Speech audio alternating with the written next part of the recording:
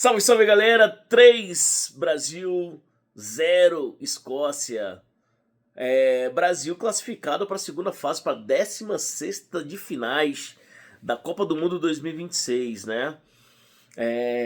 Hoje eu tava comentando com a minha molecada do segundo ano, meus queridaços, e falei pra eles assim, cara, se a seleção brasileira fizer um gol cedo, a gente tem um jogo na mão e acho dificilmente a Escócia nos dará trabalho, né? Uma bola aérea aqui, outra acolá, que eu acho que ainda é uma deficiência da seleção brasileira. A seleção brasileira vence bem, né? Com um show de Vinícius José, Paixão Júnior, né? Vinícius Júnior. Bom, e tinha gente que chamava ele de Neguebinha, né? Falava que ele não jogava nada na seleção. Aliás, a mídia esportiva brasileira hoje, ela deve estar mordendo o cotovelo de, né? Como fala bobagem, né? Como é que eu sei pouco sobre futebol, né? Aliás, isso envolve inclusive jogadores que se juntar e um monte desses aí chutaram bola mais ou menos, né? E acham que do ponto de vista cognitivo sabem muito ao ponto de poder determinar o que o jogador vai ser ou não. Vinícius Júnior é um craque, nunca houve dúvida sobre isso. Não era à toa que desde os 14, 15 anos ele era absolutamente desejado, né? E parte do seu desempenho na seleção brasileira se deve a uma zona que é a CBF, né? Um ciclo horroroso, né? E também a uma certa um certo feitiço que se tem para nomear o nome B, né, que acaba atrapalhando o jogo coletivo da seleção brasileira. Quando você tem um pouco mais de equilíbrio, o resultado é esse aí, Vinícius Júnior. Tá? Bom, a seleção brasileira fez um bom jogo, acho que dentro daquilo que se esperava, né? Eu acho o Alisson, quando foi necessário, e tá mais bem fisicamente, né? Mais bem, tá mais forte, né? Mais inteiro fisicamente. Eu acho que com mais explosão, fez um bom jogo. Acho que o Danilo fez um jogo absolutamente correto hoje, né? Tanto no jogo ofensivo quanto no jogo defensivo, na pressão pós-perda, mas sobretudo na saída de três, né? Quando eu falo da saída de três, ele assumiu o papel que era do Marquinhos e do Gabriel Magalhães, porque os dois têm muita dificuldade na saída de bola. O Danilo assumiu esse papel no segundo tempo e fez esse processo, né? Assumiu o papel, inclusive às vezes sendo o homem central, né? Então, eu acho que o Danilo fez um baita jogo, né? Eu achei o jogo do Casemiro um jogo protocolar, apenas isso, né? Me incomoda um pouco o Casemiro, sobretudo no que se refere a bote e segunda bola. Não ganhou os botes mais importantes e não ganhou as segundas bolas. Eu acho que está 3, 4 tempos abaixo da rotação necessária, mas um jogaraço do Bruno Guimarães, assim. O Bruno Guimarães e o Paquetá se encaixaram, um do lado direito e do lado esquerdo, né? Acho que o Paquetá fez um baita jogo também, dentro daquilo que era possível, sobretudo no que se refere aos passes verticais, aquele que tenta os passes verticais. Inclusive o lance do terceiro gol começa com ele, né?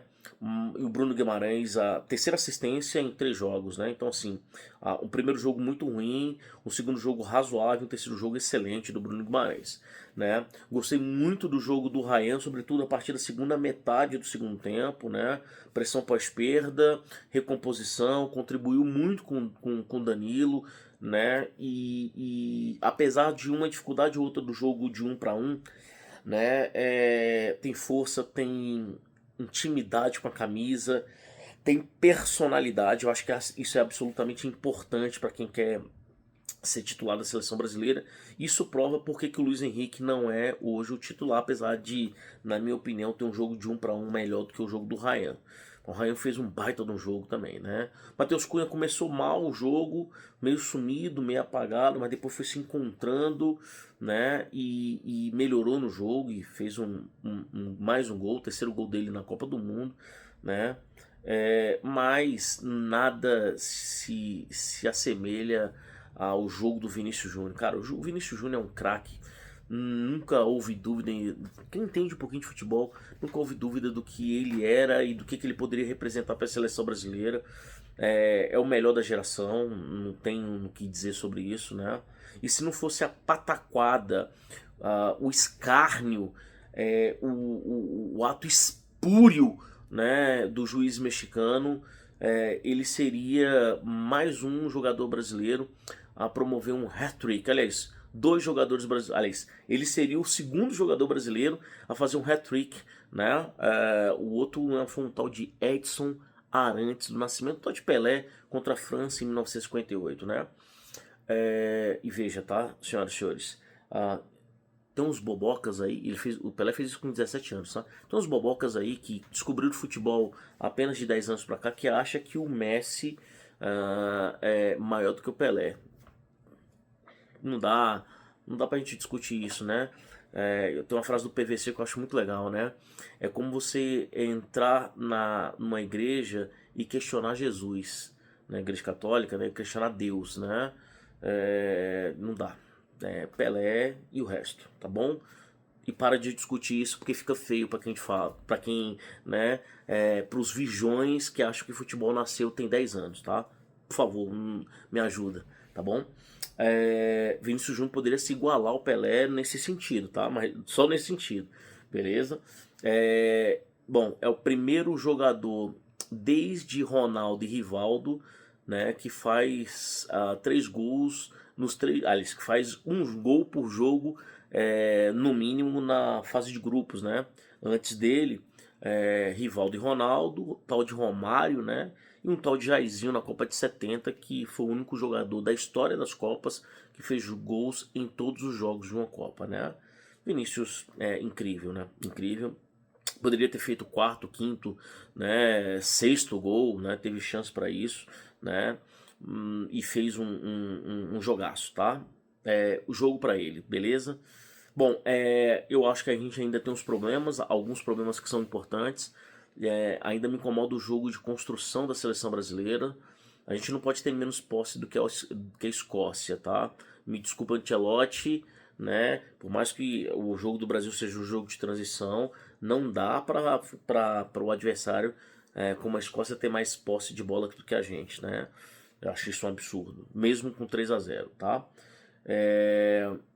Eu acho que a gente tem uma dificuldade muito grande no jogo de associação, no 1-2, sobretudo nas bolas centrais, nas bolas pelo centro do campo, né? Então acho que isso é um problema que a gente precisa resolver com certa urgência, tá certo? Bom, para quem pedia muito o Endrick, para mim não entrou bem, mais uma vez, né? Eu acho que o Endrick ainda é muito imaturo, tática e tecnicamente, tá? Ainda toma muita decisão errada, mas, pô, tem um cheiro do gol, tem um cheiro da camisa da seleção, e eu teria entrado com o Luiz Henrique no final do jogo, não com o Endrick, mas o clamor da sociedade gera essa certa tomada de decisão que para mim é equivocada, né? Tivemos a estreia do Neymar, né? Para mim nada de anormal, fez um jogo comum, né? Ele é um jogador, ele é tecnicamente diferente de todos os outros, mas cara, sem ritmo, e eu acho que dificilmente terá ritmo. Eu acho que dificilmente ele entraria se o jogo tivesse apertado, tá? Puxou um cartão amarelo, mas perdeu muita bola, né? Teve uma finalização. Aguardar para ver. Eu só acho que a gente não tem que, nessa torcida de teatro que se transformou a torcida da seleção brasileira, eu acho que a gente não pode se mobilizar em função disso. Eu acho que a gente tem que ser competitivo, né? E priorizar o jogo coletivo e não o jogo individual, né? Eu acho que o Neymar ainda está muito fora de forma, está nitidamente fora de forma, né? Pode ser que entre no decorrer da competição, mas não acho que isso é uma realidade factível, tá certo? De verdade, né? A gente tem que tomar cuidado um pouco com essa parada, né? Até porque me dá a impressão que tem uma galera que é mais torcedor do Neymar do que da seleção brasileira. E a gente não pode ter essa ideia, né, de que, pô, sei lá, eu tenho um receio de que se o Neymar estiver na piscina, né, tem uma galera que morre afogada, né, então não dá pra gente analisar futebol a partir disso, né, a gente tem que analisar futebol a partir de fatos, né, e eu não tô falando pela idade não, tá, até porque o Messi aí com 39 anos, tá fazendo o que tá fazendo, né? Eu acho que é um jogador que ficou sem jogar um tempão e que tecnicamente não tá no mesmo nível dos demais, mas que pode, né, no decorrer das próximas fases, dos treinos, né, ser importante num jogo ou outro, tá certo? Mas eu acho que no fim das contas é tocar pro Vinícius que é gol. Eu acho que é isso. O Vinícius Júnior, que é o craque dessa seleção. É o camisa 7 que desde Bebeto não era tão bem representada, né? Camisa 7 de Mané Garrincha, a camisa 7 de Vinícius Júnior. Salve, salve. Vamos para a 16ª de final, né? Provavelmente pegando o Japão ou Holanda, né? Temo os dois, no sentido, né, de tecnicamente, eu acho que taticamente, tecnicamente, os dois times são muito bons, né? A diferença é que o Japão vai esperar, a Holanda vai nos atacar.